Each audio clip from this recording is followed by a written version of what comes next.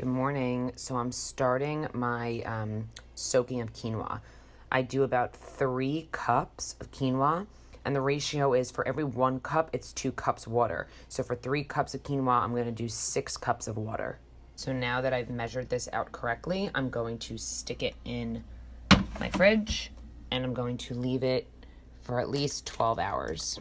Okay, so I'm going to show you guys how to soak your quinoa and then cook your quinoa. So we have 3 cups of quinoa here, and the ratio is for every 1 cup of quinoa, it's 2 cups of water. So I have 6 cups of water that I've soaked overnight, probably for like 14 hours. You want to soak them for a minimum of 4, but best to soak for at least 12. That way you're releasing all the nutrients. It's really easy to digest for the body. I was going to show you guys lentils, but I'm making quinoa for the week, so that's what we're going to do. So I let this soak in the fridge. Now I'm just draining the quinoa.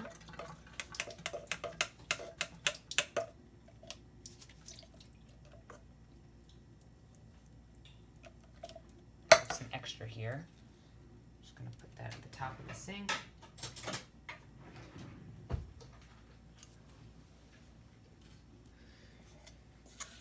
So for those of you who don't know, quinoa is one of the most protein-rich foods that you can eat, and it has the most, probably one of the most proteins out of any grain. They also contain twice as much fiber as other grains, so this is really a superfood powerhouse. Just gonna drain it this way. Okay.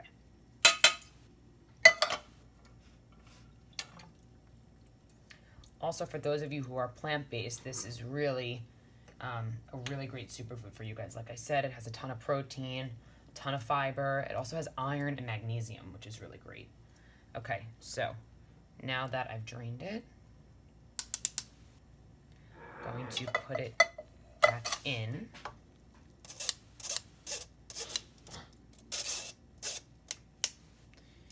And then I'm going to measure out 6 cups of water.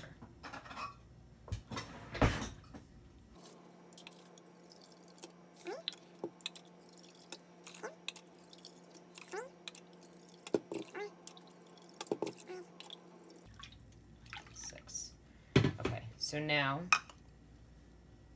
we are going to bring this quinoa over to the stove,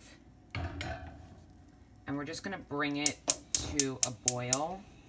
Once it's boiling, we will bring it to a simmer and then cook it for about, depending upon the type of grain that you have, anywhere from like 18 to 25 minutes. So I'm going to set it for probably 22 minutes and then go about my day. I can do a quick workout, I could do some work, I could blog. So I'm going to do some of that, maybe catch up on some television.